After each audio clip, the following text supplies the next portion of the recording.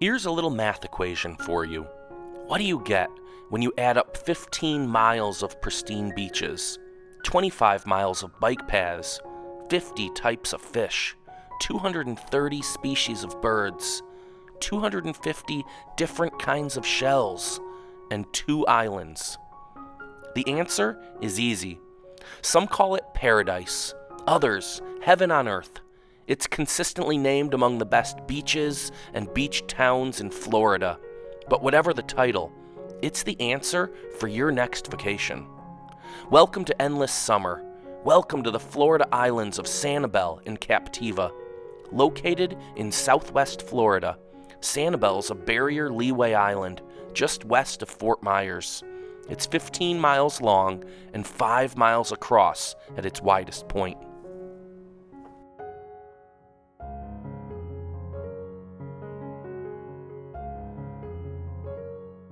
As early as 1912, ferries transported cars and people from Punta Rasa across the San Carlos Bay onto Sanibel. The first Sanibel Causeway Bridge opened in 1963, with a newer bridge opening in 2007. It spans just shy of 3 miles long. 2 little islands are part of the Causeway Island Park and are popular beach destinations. On windy days, it's a gathering spot for both windsurfers and kite surfers. The Causeway Bridge is the official gateway over sunny blue skies and sparkling blue seas into island paradise. Here are some of the best things to do and see during your time on Sanibel and Captiva Islands.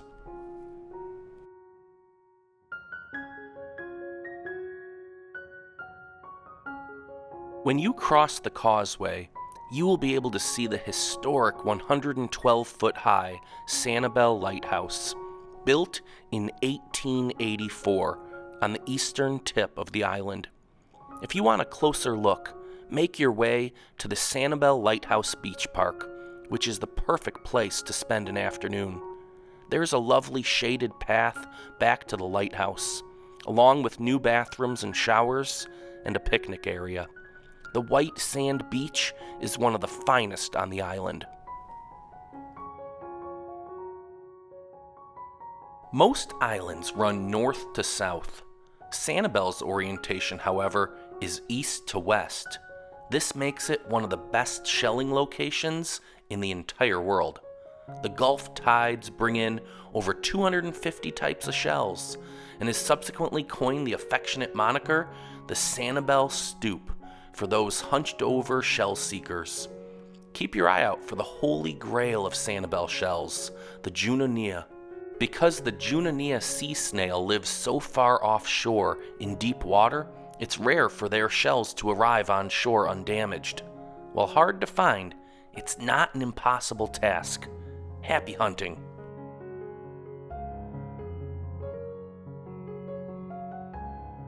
Sanibel Island has some of the most beautiful beaches in the world.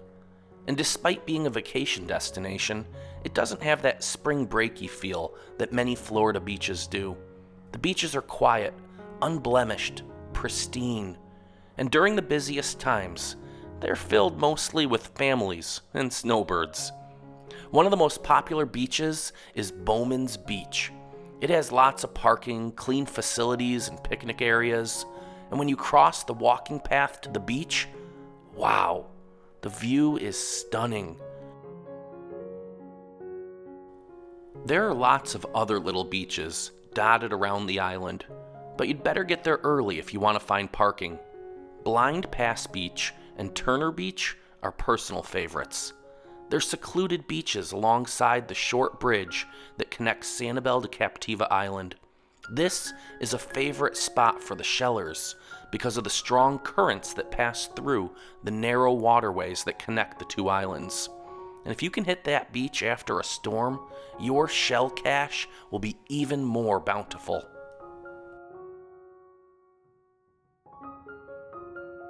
The J.N. Ding Darling National Wildlife Refuge covers more than 6,400 acres and protects mangroves, marshes, alligators, and a rich diversity of birds. You can hike, bike, or drive the 4-mile wildlife drive, or take the 90-minute open-air tram guided by one of the Ding Darling Rangers. There are several other walking paths to explore too.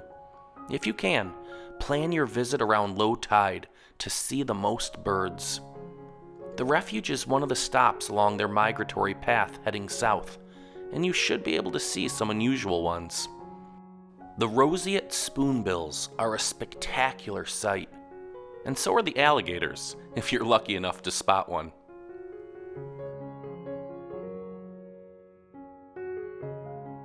If you want to up your shelling game and learn how to identify and differentiate all of the unique shells that you can collect, check out the family-friendly Bailey Matthews National Shell Museum. They have some of the largest shells in the world, including the Goliath conch, the Atlantic trumpet triton, the lightning whelk, and the horse conch. There are exhibits and displays featuring Sanibel Island seashells, as well as shells from all over the world.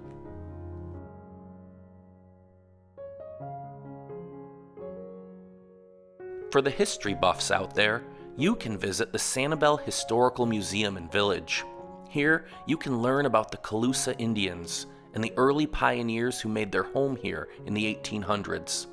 There are 9 historic buildings, all restored to their original look, including a school with original desks, a typical old home featuring Florida pine with high ceilings and wide hallways, and the 1900 Sanibel packing house, where local farmers brought their produce to be packed and shipped up north.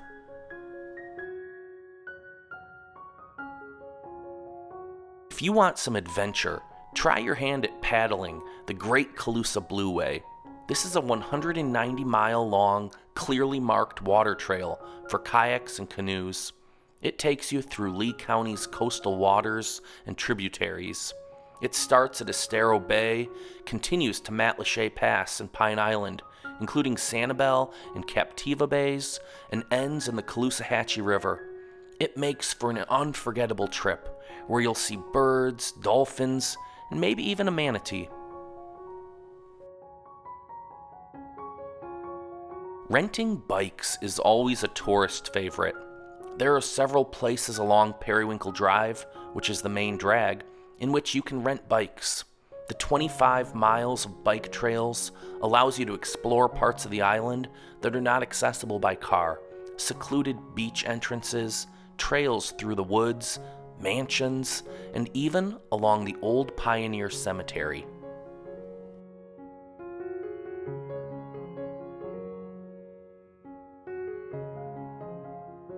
For such a small island, there are some fun food selections. Swing into Jerry's Food grocery store for some mouth-watering donuts and picnic fixings to take to the beach with you. And no visit to Southwest Florida is complete without ice cream from Love Boat. Located in the same plaza called Jerry's Shopping Center, Love Boat makes their own frozen goodness and offers over 50 different flavors. It is the perfect treat on a hot day, and you can wander through the shops and shady courtyard area, complete with a half-dozen beautiful exotic birds.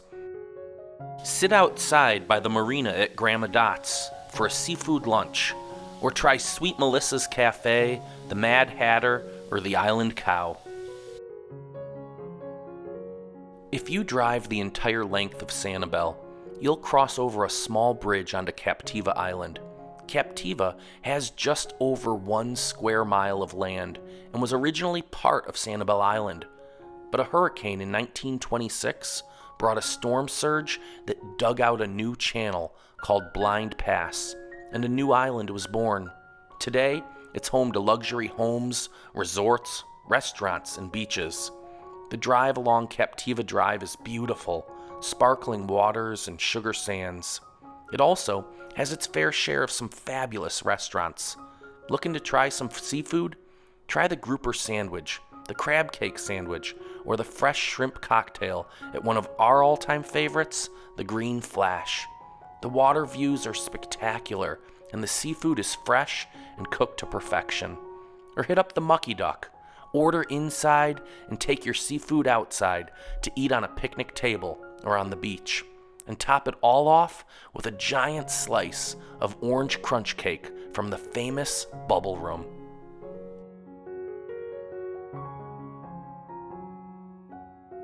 Sanibel and Captiva Islands are some of the most beautiful island destinations that this world has to offer. While it does get busy in season, there are quiet, isolated places to both explore and escape to. The Gulf breezes, rolling waves, sugar sand beaches, and laid-back island vibe make Sanibel and Captiva Islands the answer to what you've been looking for.